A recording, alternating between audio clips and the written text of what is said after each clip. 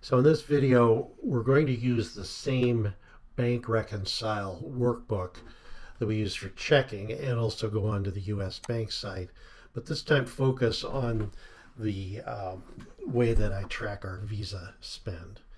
And it's coming up with the one that's for you and your mom. So let's go over to the one that's just ours. So as I note up here, this worksheet is another tab on the main workbook. It's called Bank Recon, or the Bank Reconcile, and it's called, if you go down here, it's called Visa Forecast. So we'll shrink it back up. And this is a nice to have. It's not something I always had, but I started doing it a few years ago because it tracks our Visa spend. Because I allocate $4,000 per month. And you'll see how that then plays out as we go ahead here. Now, going over to the bank, like yesterday, you have to zero in on what account you want, and we want the credit card. And of course, it shows, the balances and so forth there.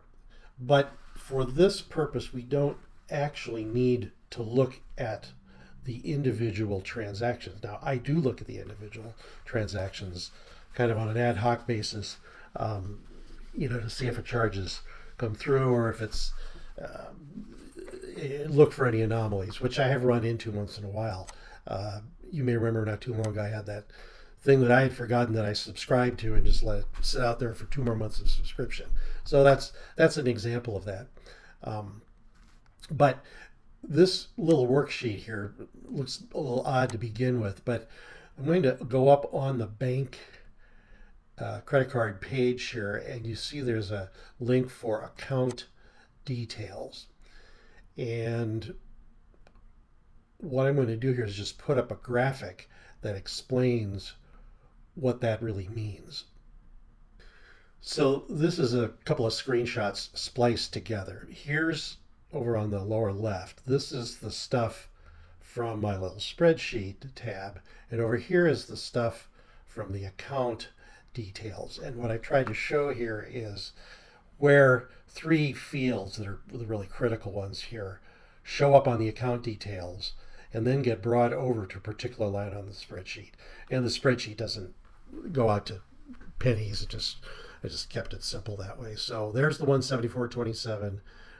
There's the 195.46, and there's the 2056 34 over there. Now again, you say, well, what is this all about? Well, let's take a look. I'll close this graphic. But actually, before we go on, let me show you what has been set up here. As I noted above, these are the recurring hits that have been set up to be direct charges to Visa. These happen automatically in most cases. So like, for instance, there's Aaron's Green Cleaning, the Amazon fee, the hosting service for all my website stuff. And their charges are a little confusing, but it's not really important for now because nothing comes due until 2022. There's CVS, DirecTV, Google Drive, and MS OneDrive. Right now I'm subscribing to both because I wasn't happy with Google, so I tried OneDrive and I've had a horrible problem with Outlook delivering spam messages. So I'm probably going to go back to Google Drive. This is IMSLP as a one-time music subscription service. The one-time Microsoft Office, Netflix, Spotify, Sprint, T-Mobile, St. Mark's, and VSP.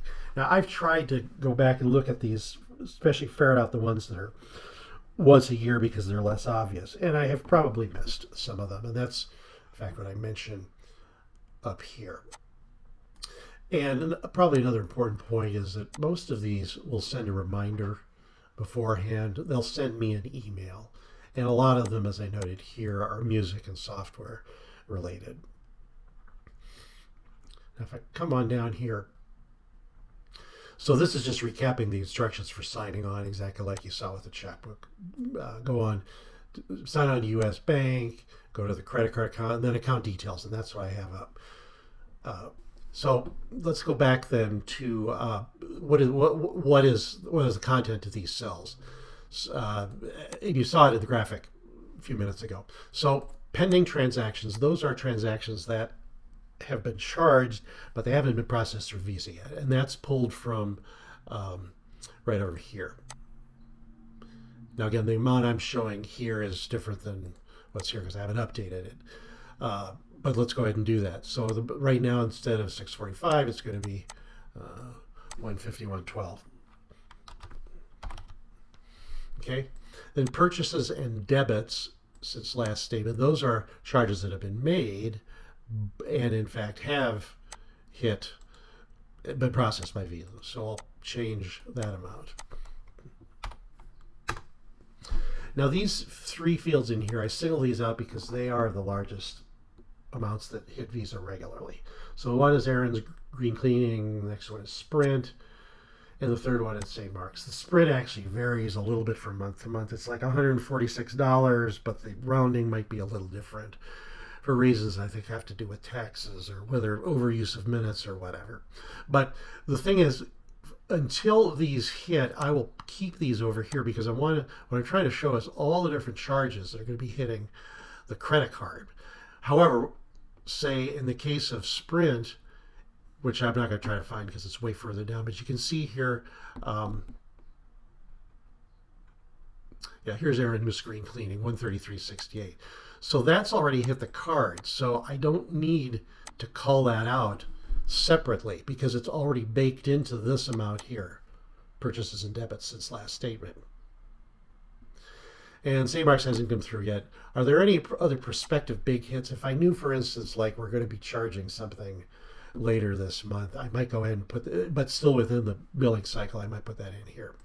And then you'll see payments and credits since last statement. This comes up mostly when there's like a refund that's occurred to me because something maybe I returned to Amazon. Also, like if we paid for something with your mom on our credit card and then I transfer money, I'll go ahead and apply that here because I don't like it sitting out on the checking because it's really just going to be there to pay off the money. So this row 8 is essentially then the summation of these cells. In other words, everything that's has hit or will be hitting Visa minus that amount to equal that amount. And you can see the way that's the sum of B1 through 6 minus B7. And our goal, you've heard me say, is $4,000 bucks to stay within that.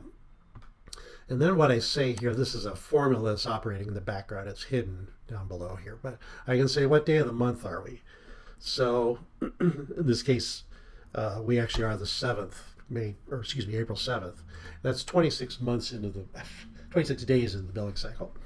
And all I do is it's a little formula that just says, okay, so we've completed 87% of the cycle. That's part of the table that's hidden. But we've only spent 71% of the money allocated. So that's a good thing. We're a little ahead. And most months, last year anyway, we were underspending the Visa amount, but a couple times we did go over. So that then just is a way to track things. And it's not scientific tolerances because I just assume every month is 30 days, even though that's not the case. It's just easier to do it that way. So going back up here, cells A3, 4, 5, 6, B3, 4, 5, 6, that's what we talked about already in terms of adjusting whether these have hit or not. In the olden days, this credit card, it used to be important to export the credit card amounts, and you can do that just like you saw with the checkbook transactions. But now, without doing itemized deductions, it's not really going to be of any use except for, as noted here, any business-related expenses I have. So, for instance, if I'm saying for my website work, I will charge the upgrade or the annual subscription fee to Microsoft Office. So I'll go back and I can do that up here if I go back to the full page for the credit card.